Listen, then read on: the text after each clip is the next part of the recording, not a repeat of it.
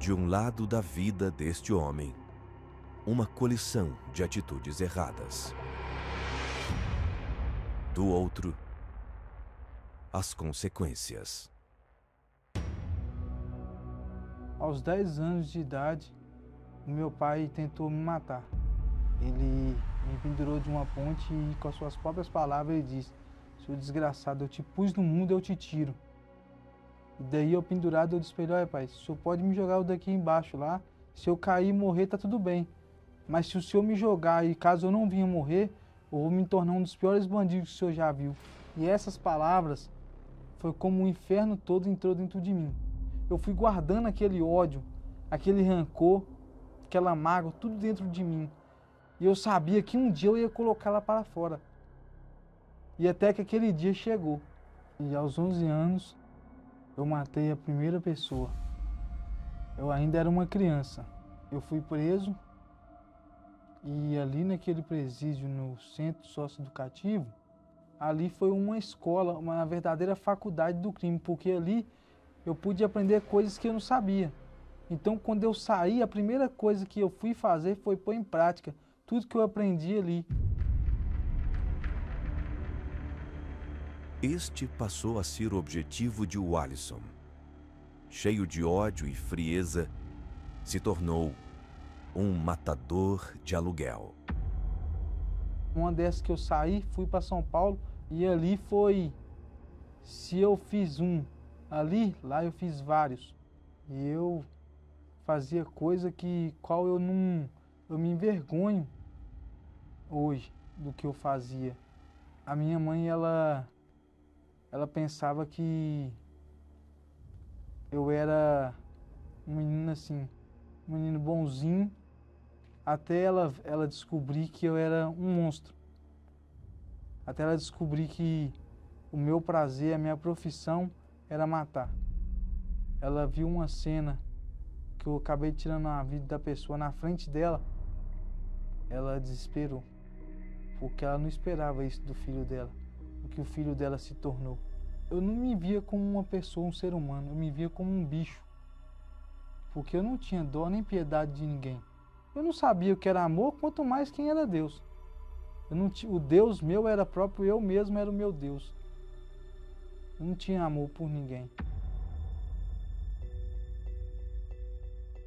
Eu tinha aquela sensação de que eu era o cara que eu nunca ia ser pego, que ninguém ia me pegar. Até que então, num belo dia, eu de trazer armas para uma dessas biqueiras que eu tinha em Minas Gerais. Eu vim com o carro cheio de arma, me denunciaram e aí teve uma perseguição da polícia atrás de mim em alta velocidade. E nessa perseguição eu estava a 140, 150 por hora e trocando tiro. E eu tomei um tiro de .40 na cabeça. Foi onde eu vim capotar o carro e acabei sendo arremessado para fora do veículo. E dei com a minha cabeça numa placa de trânsito.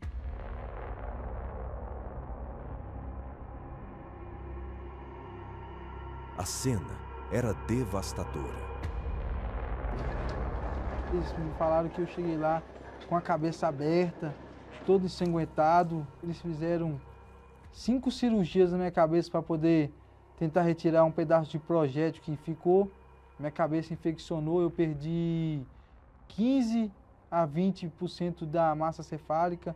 E dali, quando eu acordei, para mim é como fosse um dia seguinte. Mas quando eu fui saber, já tinha passado um ano. Um ano que eu fiquei em coma. Eu me deparei com a situação que eu estava ali para morrer, porque eu estava jogado, não tinha cuidado, ninguém cuidava de mim, enfermeira, médico, ninguém cuidava de mim.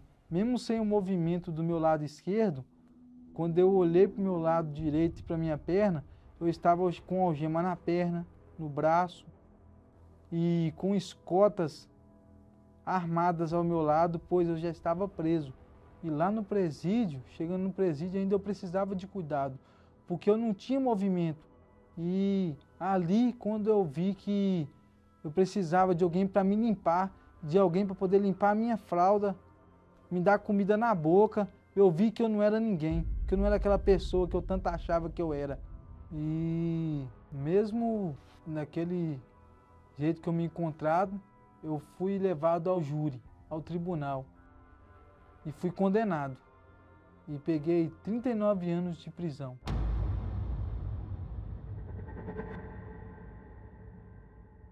Cumprindo a longa pena e preso no próprio corpo, a angústia e o desespero tomaram conta de Walisson. Eu tinha um vazio tão grande dentro de mim que passou até eu dar cabo da minha própria vida. Porque não fazia mais sentido viver naquela situação. E justamente naquela época que eu pensei em dar cabo da minha própria vida, que eu pensei em me matar, eu conheci o trabalho da igreja lá dentro, o INP. Eu não sabia falar com Deus, mas aquela palavra daquele servo, ele falou que Deus podia mudar a situação que eu estava vivendo. Então eu falei, olha, eu não sei se você existe mesmo, eu não sei, eu não tenho acesso a você não, eu sou ruim. E se eu estivesse no lugar do Senhor, eu não me perdoaria não, porque eu sou ruim. Se você realmente conhece eu mesmo, o que eu tenho de mais valioso, de mais precioso, que eu sempre carreguei comigo, eu te dou, que é a minha palavra. Se você fizer algo por mim, quando eu estiver em cima dessa terra, eu vou te servir. Nem se for arrastando.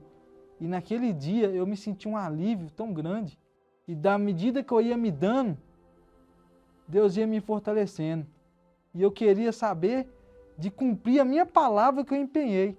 E lá dentro eu ganhei uma Bíblia e eu lia ela até, punha ela apoiada no meu peito e levantava um pouco e ficava lendo. E quando eu não deitava assim, ficava lendo. Walisson já havia deixado a velha vida para trás, o verdadeiro arrependimento. O tempo passou e recebeu a oportunidade de deixar para trás também as grades. E o primeiro lugar que eu fui foi para a igreja. Cumpri a minha palavra que eu tinha dado a Deus. Eu cheguei de cadeira de roda, eu fui direto para o altar. E até que então eu ouvi falar do Espírito Santo. Só que eu já tinha paz, só que eu não sabia o que era o Espírito Santo. Eu fui a fundo procurar saber. Então eu parti para cima. Falei, eu quero ter. Comecei a orar de madrugada, levantar de madrugada, sair para fora de casa, na chuva, orando. Meu Deus, eu quero ter o teu Espírito. Eu não aceito ficar na tua casa vazio. E no meio do ano, como agora, veio a fogueira santa. E eu me lancei. Eu me lancei. Por completo, por inteiro. E, meu Deus, eu não aceito ficar na tua casa, viver sem o teu Espírito, não. É tudo por tudo. Eu comecei do nada e eu não paro por nada.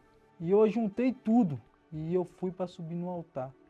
Eu lembro que eu subi naquele altar de muleta. Coloquei o meu sacrifício ali e eu falei para Deus, olha meu Deus, está aqui. A minha vida. Eu me derramei e fui sincero. Falei, olha meu Deus, está aqui. Ó. Eu não presto, mas eu quero te servir. E foi então que o Espírito Santo veio, me abraçou. E naquele momento eu senti uma paz tão grande. Não foi sentimento não. Foi uma paz que eu nunca tinha sentido na vida. De toda a vida, um ser tão podre, um ser tão pequeno. Naquele momento eu senti amado. Deus falou para mim, olha, a partir de hoje você não está só. Eu estou contigo, meu filho. Meu filho. Eu falei, obrigado, meu pai.